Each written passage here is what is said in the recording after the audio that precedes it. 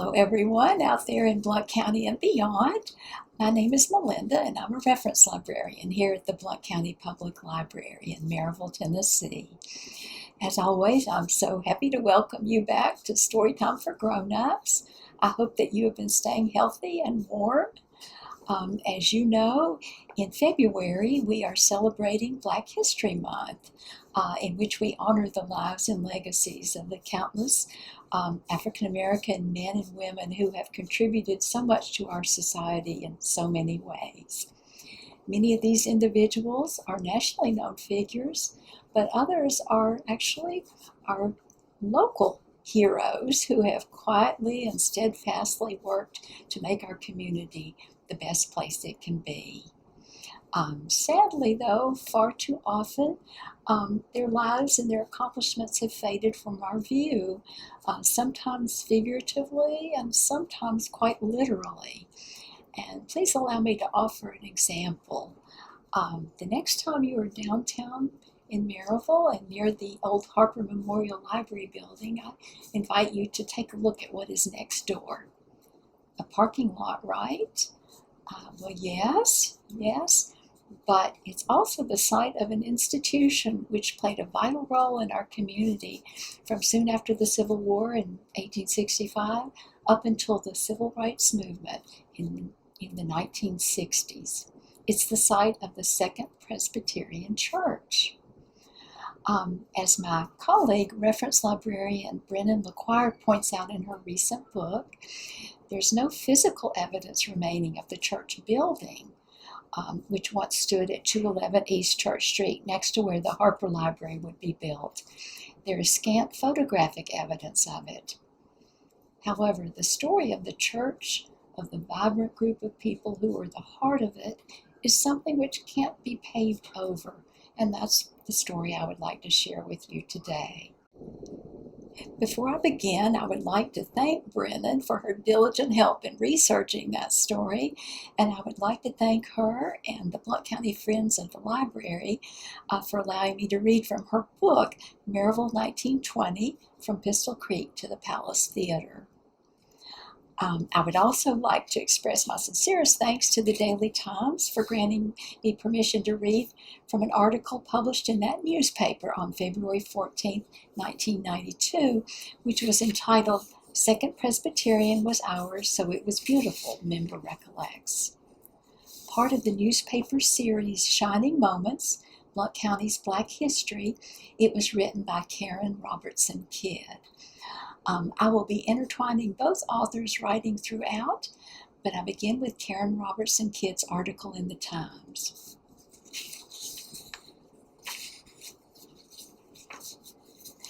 As the Civil War divided the nation along racial lines, New Providence Presbyterian Church divided into black and white after the war and remained apart for almost 100 years. Second Presbyterian Church was set up as a separate organization soon after 1865, Inez Burns wrote in her History of Blount County, Tennessee. Before the war, blacks made up about 10% of New Providence's membership, said Edwin Best, local historian and expert in Blount County Black history. That portion of the membership pulled away and formed Second Presbyterian Church, Best said.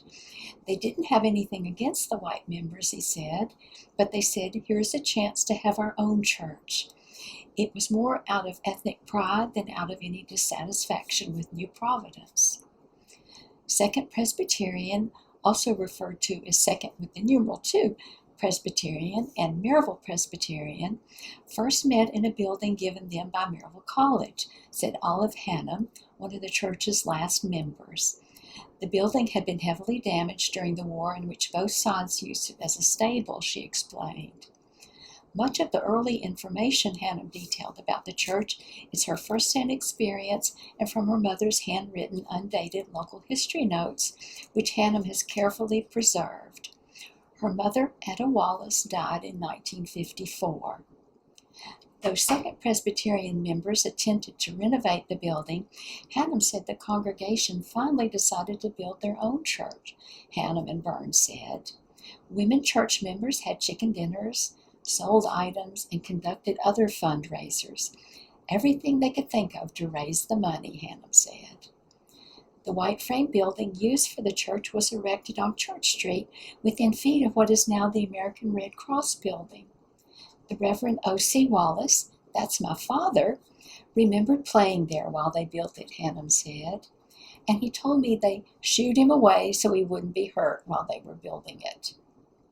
One of the builders was Hannum's grandfather, Charles Wallace, a Maryville businessman and city alderman. Brennan relates that the building was 35 feet by 50 feet by 18 feet, with Gothic windows and a steeple. The 300-seat auditorium boasted a small reed organ. The basement was divided into 2 rooms for school purposes. It was small, but it was ours, so it was beautiful, Hannum said in the Daily Times article. It certainly made an impression on one early visitor. In the September 1887 issue of The Church at Home and Abroad, a Presbyterian publication, a visitor at the dedication writes as follows. Last Sabbath, the 8th instant, was the day set apart for the dedication of the Second Presbyterian Church of this city. The day dawned fair and beautiful. Visitors from numerous localities began to pour into the city for the purpose of witnessing the ceremonies above mentioned. The choir deserved much praise for the manner in which they rendered their music. Your correspondent has listened to choirs in some of our larger cities, but with very few exceptions has never heard anything excel them. The dedicatory sermon of Reverend W.H. Franklin was of such a character as to demand more than a passing notice. It showed that tact for knowledge and research which so eminently characterizes the scholarly aptness and comprehensiveness of the speaker. At times he would have his audience traveling with him in the Holy Land, in and around Jerusalem. And then, as if touched by the mystic hand of God, he would lead them to the gates of the beautiful beyond. Again, by his eloquent appeals to the church to adhere to the text, rise up and build, enumerating the many vicissitudes through which they had passed in their struggle for a house in which to worship God, he would cause them to weep. But when he led their minds to the future, recalling the many blessings which God had in store for those who proved faithful, they sang paeans of praise to him who had so wonderfully led them to a realization of their fondest anticipations. It was a masterly effort. Some of the families who attended the early church were the Boyds, Valentines, Wallaces, Wilfongs, Wilsons, and Faggs, Hannum said in the Daily Times. Brennan also mentions a number of those who were members across the years. In 1920, there were 45 members on the rolls. The pastor, John T. Arter, was a Knoxville College graduate who had been brought to Blount County to set up a school system for black children in Alcoa. His pastoral salary was $25 a month. Among the other members were several descendants of slaves of the Hannum, Toole, and Fagg families. One elderly member of the church, Melissa Toole Fagg, the widow of blacksmith Alex Fagg, was born around 1840. In 1859, Julius Fagg bought her and her young son Charlie from James M. Toole. Their price was $1,400. In 1920, her son Hugh belonged to the church along with his wife and daughter. Hugh Fagg had attended the Freedmen's Normal Institute in Maryville and had a 40-year career teaching at Austin High School, Knoxville's first high school for black students. Several members of the church were children of Charles S. Boyd Sr., who lived from 1831 to 1917, and who had been a slave of Captain W.Y.C. Hannum and accompanied him into the Civil War with Company B of the 48th Confederate Infantry. He saved his master's life at the Battle of Cedar Run in Virginia. Professions represented in this church included a hotel bellman, a post office janitor, 2 barbers, a dentist, a doctor, and several educators. There were also veterans of the Spanish-American War and World War I. Many of the members lived in Knoxville. They were certainly an active group, involved in numerous community programs, from offering important educational opportunities to providing a location for a library for African Americans next door to the Harper Memorial Library, which that time served only the white community. Hannum continues in the Daily Times. The church later founded a mission in Louisville, named for Mary Louise Esther, daughter of the man who donated the land. It was referred to as the MLE Chapel, Hannum said. The church also operated a school, said Burns and Hannum. The school's teachers included Ella Brown Coulter, Maggie Bell Brown, the Reverend Daniel S. Baker, Ida Baker Parham, Mary Beabout, Catherine Lillard, and Ed Leeper, Burns wrote. In the 1940s, zoning laws in Maryville forbade wood frame buildings in the city limits, and Second Presbyterian congregation again had to build another structure. This one was erected on Doll Street and today is home to Bright Hope Tabernacle. At its new location, the church was the first, black or white, to offer vacation Bible school, Hannum said. Hannum's father celebrated his 50th year in the ministry at the new church, she said. He served until his death in 1954. The church did not have another pastor until the Presbytery of East Tennessee appointed the Reverend Thomas Hurst in 1963, Hannum said. The church again rejoined New Providence the following year, she said. Hannum and her husband, the late Fred Henry, were among the last members of Second Presbyterian. She said other last members included Paul and Eloise Boyd, Harry and Blanche Boyd, Leroy and Georgia Henry, and their daughter Cynthia, Susina Blair, John Henry, William and Minnie Boyd and their daughter Margaret, John and May Wilfong, Charles Valentine, Louise Wallace, Arvesta and Dorothy Dean, Fanny Moon and her daughter Diane, Sarah Thompson. According to the Second Presbyterian Church Session Minutes from 1955 to 1964, on November 1st, 1964, the church held a congregational meeting to discuss matters related to the dissolution of the church. They began with the hymn, "Open My Eyes."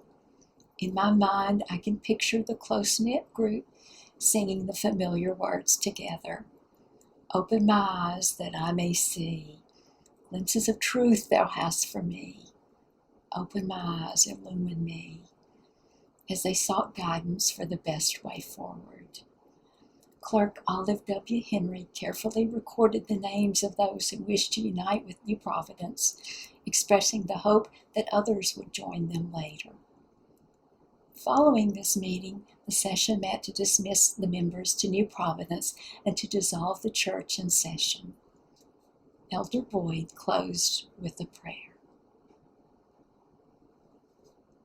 And so, after almost 60 years, what is left of this vibrant institution which served our community for nearly a century? Only a parking lot? I say definitely not. The Second Presbyterian Church still dwells among us in many, many ways. The final building of Second Presbyterian continues to serve as a home for Bright Hope Tabernacle. The descendants of the church families continue to be a vital part of the community in countless roles. And perhaps most importantly, the good deeds their forebears did here continue to ripple out and out and out in ways that we cannot even begin to measure, but which we can still perceive. We need only have the wisdom to pause and remember. Open our eyes that we may see.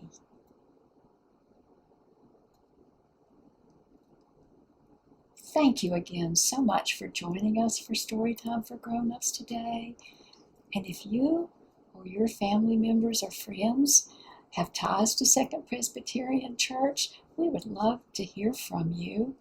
We would especially love to have more photographs of the church, especially at the front of the building. If you are interested in learning more about the church or African American history, both here locally or otherwise, We welcome you to visit us here at the library or to give us a call at 865-982-0981 or to visit our website at www.blountlibrary.org. Once again, before I close, I would like to thank Brennan LeQuire and the Blount County Friends of the Library and the Daily Times for so graciously granting me permission to read from their works. And as we continue to celebrate Black History Month, I especially wish to express my appreciation to those in our community who are a continuing part of that history and who work so hard to help build our community into the best place it can possibly be. Thank you so much.